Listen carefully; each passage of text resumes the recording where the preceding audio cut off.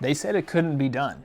They said it couldn't be done, that one man could film 3 YouTube videos in one day. Here I am, though, and I'm trying to, break that record. What I actually want to talk about is the third and final thing that is on my mind regarding games today. And I've got a couple different things here to kind of spark my thought process. The first thing is the last set of Magic the Gathering cards that I purchased from was Bloomburrow. Bloomburrow was a fantastic set, cool theme, cute animals, relatively powerful cards, and a lot not so powerful, and that's fine. But fun set, fun for drafting, and I really, really enjoyed it. I really like the bats. The bats draft, the black-white bats deck was really fun, and I did really well at pre-release with it, which isn't saying much, but it was cool. The reason I bring up Magic is one of my favorite ways to play. I still play Commander sometimes, and I do still like it, but Magic's lost a bit of magic for me with all the IP stuff and just kind of some of the newer design philosophies are just getting away from me. I also don't have the willpower to spend money on Magic like I used to anymore. I offloaded a lot of my collection, and that's been fine. I've kept most of my Commander decks and a couple sealed products for drafts in the future and maybe making a cube.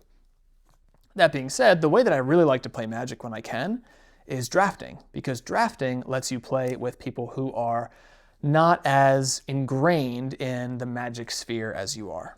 There are still problems, though, with drafting, in that if you are up to date on the set, you know the cards in the set, and you draft with somebody who's never played before, or even just hasn't played in like a year or 2 years and is less familiar with that set or Magic mechanics in general, then you're probably still just going to kind of blow them out of the water, and that won't be super enjoyable for them. And honestly, it won't be super enjoyable for you unless you're a pub stomping asshole, then you do your thing.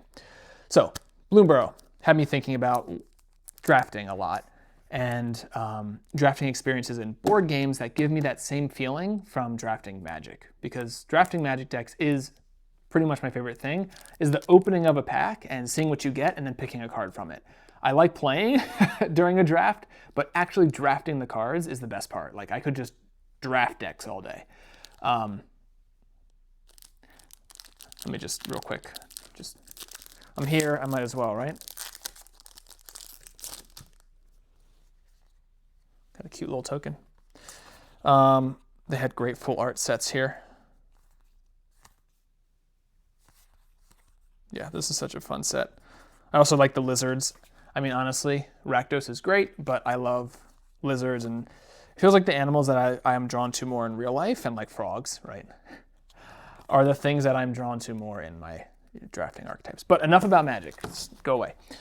I want to talk about games that I like to draft that are quicker, faster in terms of drafting and don't require as much background knowledge and knowledge of the game itself to be able to play, and less investment. The first one I'm going to talk about is Veil of Eternity, which is a current favorite of mine. You can play just the base game right now on BGA. There is higher level play to this game when you get into 1v1, if you do ranked and you play that way, but you can play this game casually and you'll have tons of fun games. Veil of Eternity is fantastic. You do a draft, you have limited resources, pretty simple cards, but they combo together in really fun ways. And there's a lot of good opportunities for hate drafting, and hate drafting indirectly, where you're blocking someone from getting what they want because maybe you want to sell that card for the value that it's worth instead of actually playing it. So there's this cool, like, yeah, I'm hate drafting it from you, but I'm still using it just for a different reason. And I'm not just blocking it to be a spiteful asshole, which you can do and is totally worth it to win as well. Then comes in the expansion artifacts, which adds in some cool new features if you've played Veil of Eternity itself a bunch. And I also love that the art kind of extends. It gives like another mini draft at the beginning of each round where you're going to pick kind of these either ongoing or one-time powers. It adds new cards. It just gives some more spice to the game. Would not recommend this until you've played this game quite a bit. It is good. It's additive though. So it's just going to up the complexity and time. So play this first, then get this. I think there's a new expansion coming out also called Curses that does the same thing, or adds a new mechanic, a new like major mechanic, similar to a Magic expansion, and then just new cards and things like that as well. So Veil of Eternity, check it out.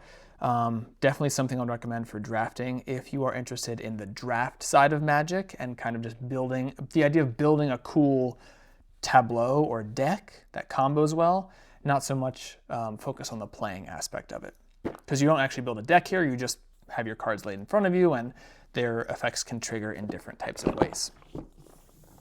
The other one is a game in a little box like this. This is called Star Realms. There's also an app for it on, I think, Android and iOS, as well as Steam.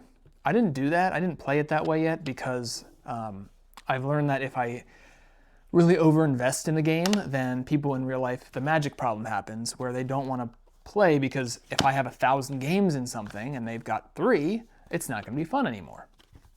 Star Realms is super cool too. It's a minimal game. You essentially have an entire game in this box, and you're going to be drafting cards from kind of a center market row into your discard pile. And as you build up that deck, you'll then shuffle your discard into your deck when you run out of cards.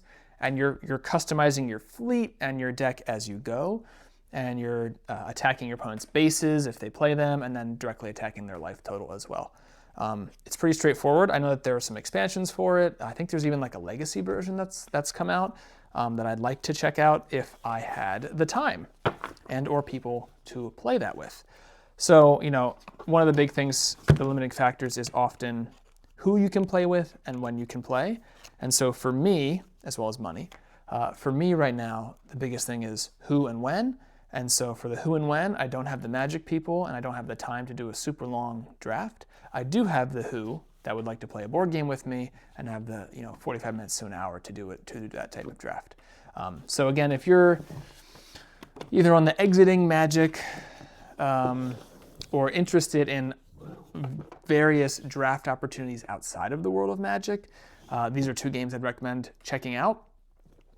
You can check this out on BoardGameArena.com for free, I think. This might be a free one. You can check this out on Steam or just look up a video. Peace.